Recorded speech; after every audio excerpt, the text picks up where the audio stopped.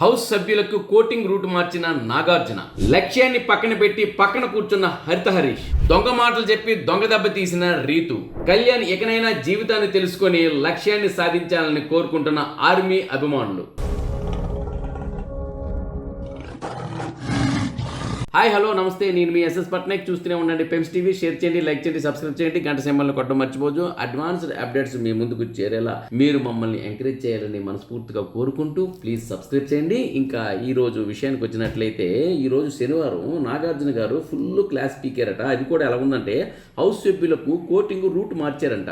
అంటే కాస్త కొంచెం అంటే నాగార్జున గారు సీరియస్ అవుతున్నా సరే ఆయన మొహంలో సీరియస్ కనిపించదు, కానీ మాటల్లో ఉండే సూదులతో గుచ్చినట్టు ఉంటుంది చూసారు. అది ఎలా ఉంటుందంటే మనిషికి ఒక మాట గొడ్డుకు ఒక దెబ్బ అనేలా ఉంటుంది. నిజంగా తను మనిషి అయితే ఒక మాట సరిపోతుంది, గొడ్డుకు ఒక దెబ్బ చాలు. అంతేగాని ఓ వీర లెవెల్లో తొడలు కొట్టి తిట్టి ఎక్కర్లేదు, మొహం చిట్లించుకొని గసరక్కర్లేదు, కళ్ళు ఎర్రగా చేసి మనకి దూషించక్కర్లేదు.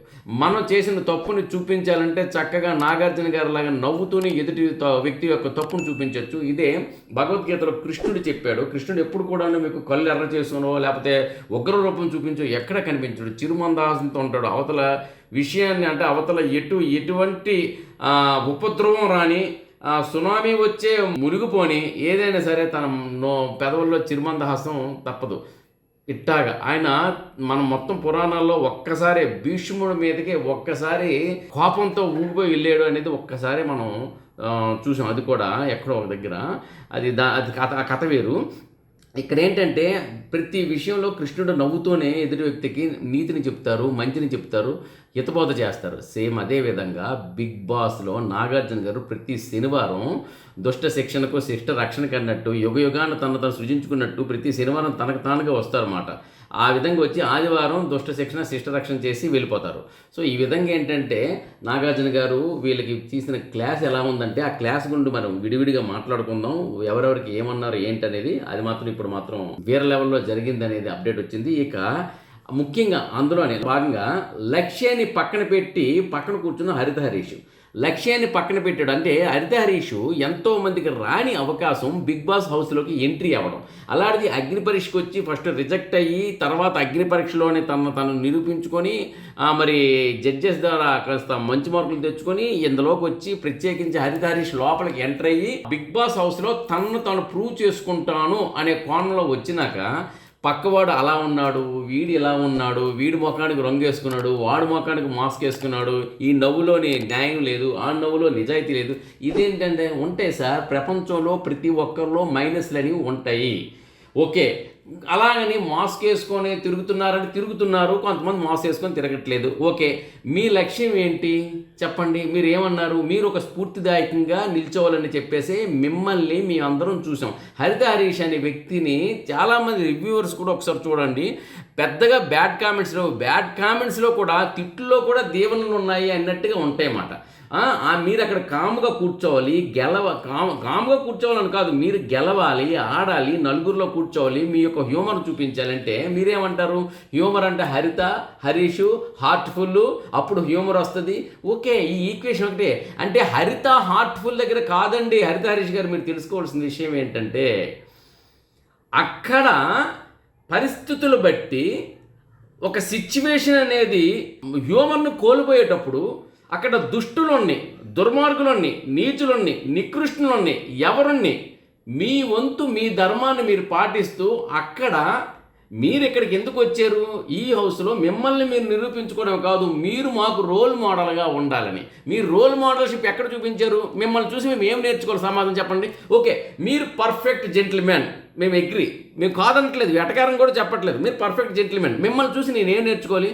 మూల కూర్చోవాలి నెంబర్ 1, ఎవరితో కలవకూడదు నెంబర్ 2, వాడు మాస్క్ వేసుకున్నాడు, వీడు మాస్క్ వేసుకున్నాడు, ఆడు అలా అన్నాడు, ఈడెలా అన్నాడు, ఈమె ఎలా అంది, ఆమె అలా అంది, ఇలా చాడీలు చెప్పుకుంటూ ఎవరిని కలవకుండా, నాలో ఉన్న హాస్యాన్ని బయటికి తెచ్చుకోకుండా, ఎదుటివారి హాస్యాన్ని ఆస్వాదించకుండా, ఎదుటివారి ఆనందాన్ని మనం పంచుకోకుండా, ఎదుటివారి దుఃఖాన్ని మనం అసలు ఎందుకండి ఇది కాదు కదా. మీరు అంటే మీకు చెప్పేటోడినా అని మీరు అంటారు, మళ్ళీ దీని మీద కౌంటర్ వేస్తారు, వేసుకోండి. సేమ్ నేను అంతే చెప్పాల్సింది చెప్తున్నాను. మీరు వెళ్ళిన తర్వాత మీ లక్ష్యం ఏంటి? మీ భార్య గారు ఒకటే అన్నారు, మీరు అక్కడికి ఏ పొజిషన్లో వెళ్ళారు, అక్కడ ఎందుకు ఉన్నారు, వాట్ నెక్స్ట్, ఇది ఆవిడ కోరిక. ఆవిడ కోరిక మీరు తీర్చలేకపోయారు. హరిత హరీష్ ఆవిడ కోరుకున్నది ఒకటే మేము చూసాం. మీరు ఏ పొజిషన్లో అక్కడికి వెళ్ళారు, ఏ పొజిషన్లో అక్కడ ఉన్నారు, వాట్ నెక్స్ట్, ఇది ఒక్కటి తెలుసుకోవాలని బంగారు తల్లి కోరుకున్నారు. మీ సగభాగం కోరుకున్నారు. ఆ సగభాగం కోసం మీరు ఏం చేయలేదు అక్కడ. ఎందుకంటే అందరూ మోసలు వేసుకున్నారు. మీరు రోల్ మోడల్గా ఉండాలి సార్. నిజమే, వాళ్ళలో మార్పు తీసుకురావాలి. రూములో ఉన్న 15 మందినే మీరు మార్చలేకపోయినప్పుడు, 15 మందిలో ఒక్కరిని కూడా మీరు మార్చలేనప్పుడు ఈ ప్రపంచాన్ని మీరు ఏం మారుస్తారు? ప్రపంచాన్ని మార్చే రైట్స్ నాకు లేవు అంటే మీరు మాట్లాడే రైట్స్ మీకు. నేను మీలాగే స్ట్రైట్గా చెప్తున్నాను. మళ్ళీ నా మీద కౌంటర్ వేసే ప్రయత్నం మీరు చేస్తారేమో. నేను స్ట్రైట్గా చెప్తున్నాను. నాగార్జున గారు ఈ విషయాలు అడగాలి. అడగపోతే లేదు ఎందుకు ఇతనితోనే మళ్ళీ కౌంటర్ వేస్తారంటే వదిలేస్తారు. అర్థమైందండి? మీరు అక్కడ రూమ్లో సభ్యులతో కలిసాలి. వాళ్ళలో ఉన్న తప్పుని మీరు ఎత్తి చూపడం కాదండి, సరిదిద్దాలి. ఎప్పుడు కానీ ఎదుటి వ్యక్తిలోని తప్పులు మనం ఎత్తి చూపడం కాదు, ఆ తప్పుని సరిదిద్దగలిగిన క్యాపబిలిటీ అని మనలో ఉండాలి. చెప్పగలగాలి, మనసైనా దోచుకోవాలి. మనమైనా ఆ స్థాయిలో ఉన్నప్పుడే తప్పుని చెప్పాలి. తప్పుడు మనుషులు ఎప్పుడూ ఉంటూనే ఉంటారండి. అలాగైతే మన జీవితంలో బోల్డ్ మంది తప్పుడు మనుషులు, మన చుట్టూ దొంగలు ఉంటారు, ఇంకో పని చేసిన వాళ్ళు కూడా ఉంటారు, ఇంకో పని చేసిన వాళ్ళు ఉంటారు. ఒకటండి, మానభంగాలు, మర్డర్లు, కిడ్నాప్లు, ఈ 3 చేసిన వాళ్ళకి పూర్తిగా దూరంగా ఉండాలి. అది చాలా వాళ్ళ దగ్గర నుండి మనం ఏం ఎక్స్పెక్ట్ చేయలేము. ఎందుకంటే వాళ్ళది మనకు ఉంటుంది.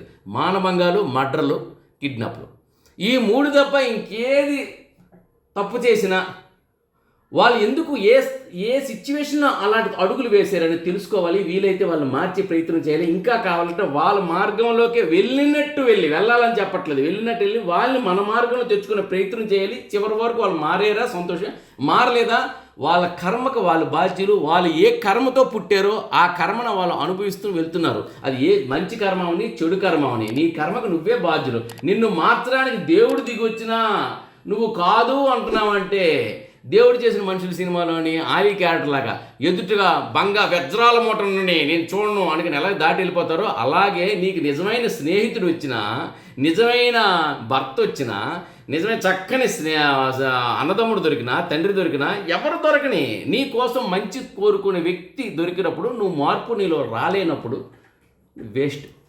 అంటే ఇక్కడ ఎందుకు చెప్తున్నానంటే, ఇక్కడ ఎంతమంది సభ్యులు దొరికారు, మీరు 4 పేర్లు చెప్పారు. ఒకటి రాము, ఇంకోటి సుమన్ శెట్టి, ఫ్లోరా, వెళ్ళిపోయిన సృష్టి. ఈ 4 బిగ్ బాస్ పర్ఫెక్ట్గా ఉన్నారన్నారు. అసలు ఆ 4తోనే మీరు ఎక్కడ మంచిగా ఉన్నారు? ఫైనల్గా వచ్చి ఫ్లోరా మళ్ళీ మీ మీద బురద జల్లారు.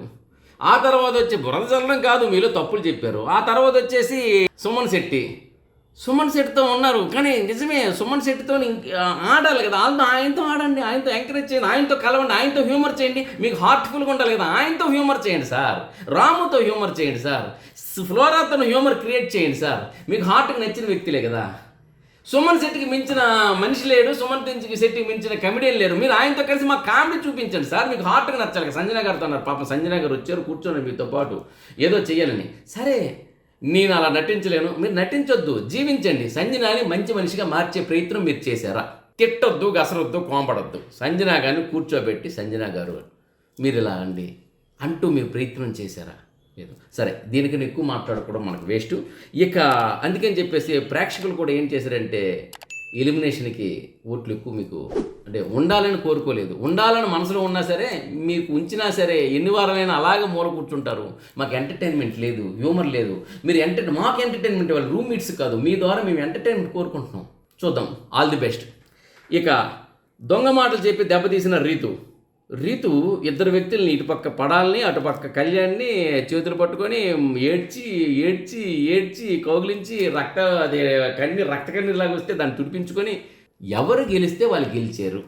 ఆటలో 4 ఉన్నారు. నేనైనా ఒకటే, కళ్యాణ్ గెలిచినా ఒకటే, రాము గెలిచినా ఒకటే మీ ముగ్గురులో. ఆ తర్వాత ఇంకో వ్యక్తి ఉన్నారు ఇమాన్యుల్, ఆయన గెలిచినా ఒకటే అనే కోణంలో మీరుంటే బాగుంది కదా. ఇప్పుడు ఇమాన్యుల్ మీకు చెడ్డవాడు కాదు, రాము మీకు ఎగెనిస్ట్ కాదు, కళ్యాణ్ ఎగెనిస్ట్ కాదు, రీతు ఓకే. క్యాజువల్గా మీరు 4 ఉన్నాం, మీ ఇష్టం, మీ మనసుకి ఏమైనా సెర్చ్ చేయండి. లైట్గా వాళ్ళు ఏమన్నా సరే మీరు హ్యాపీగా తీసుకుంటే బొలోమని ఏడ్చేయడం ఎందుకండి, ఏదో పెద్దది పోయినట్టు.